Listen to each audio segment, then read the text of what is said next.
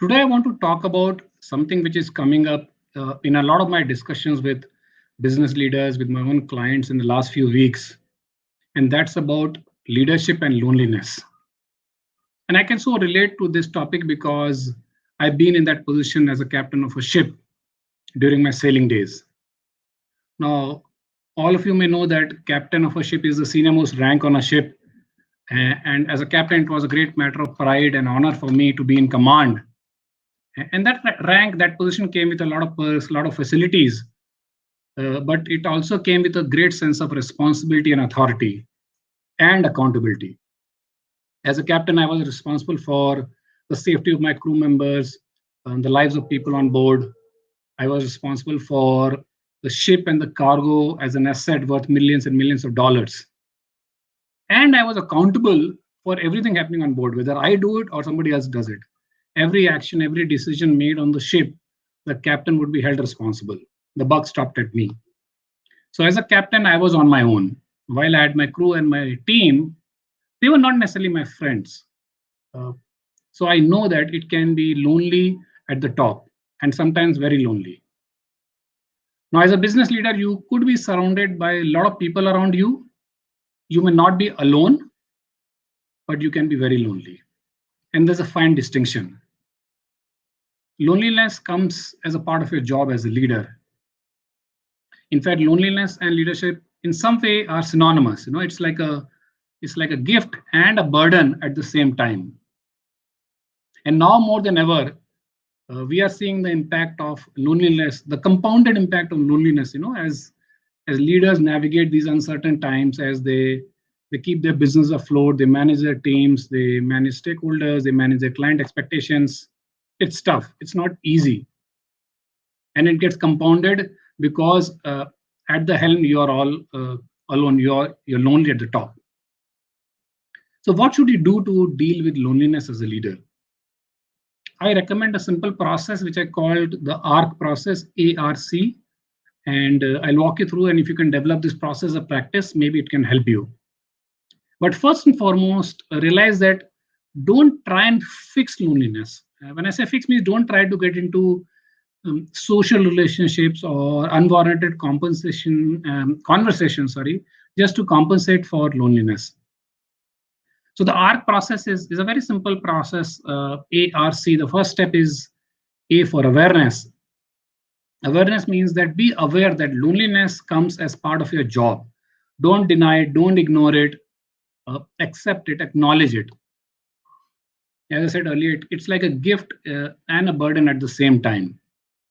And don't confuse simply because you have people around you, right? You may not be alone, but you could still be lonely. Awareness also means that be aware that how is this loneliness impacting other areas of your life. Sometimes it could cause you a lot of stress, anxiety. It could start impacting your health, your relationship, how you manage your time. And sometimes this impact could start happening unconsciously. You may not be aware of it. So the first step in managing loneliness is awareness. And as we all know that any form of self-awareness, helps us in making better choices. The more you know about yourself, the better you can manage and regulate yourself. So that's the first step, A for awareness. The second step is R. R is for reflection. So I recommend using loneliness as your guide for self-reflection, for introspection. Now, this is really important because as you grow more and more senior, as you climb up higher in the ladder, uh, there will be less and less people who will be standing up and challenging you, who will be saying no to you. Less and less people who are giving you feedback. So, in a way, you lose on that opportunity to learn when people challenge your thought and thinking patterns. There are more people who say yes than people who say no to you. So self-reflection in those cases can be a very powerful tool for you to learn, um, and loneliness can sometimes aid in this process of self-reflection and introspection.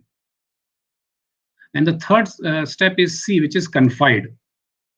Confide means finding somebody whom you can talk to, whom you can share what's really going on, how are you feeling, where are you really struggling.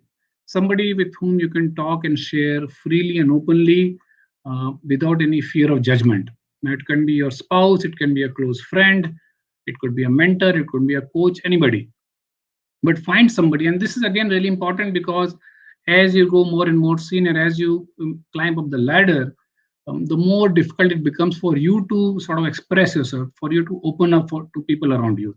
So you should find somebody with whom you can confide from time to time, because if you don't do that, things start piling up, right? And when things pile up to a certain point, you it starts impacting other areas of life as well. It starts impacting your decision making.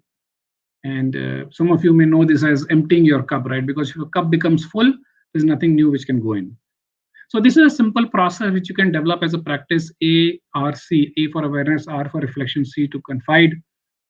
And I hope it helps you in some form or shape. And look, I've been a captain on a ship. I know that it can be lonely at the top, but I can assure you that these times are not the times to fly solo. These times are not the times to fight your battles alone. And these times are where you raise your hand and seek help and support. So do try this process, and do share your feedback in the comment section, whether it helps you or not. And that's all from my side. I wish you, your teams, your family, and near dear ones safe and healthy times ahead. Stay safe and see you on the other side.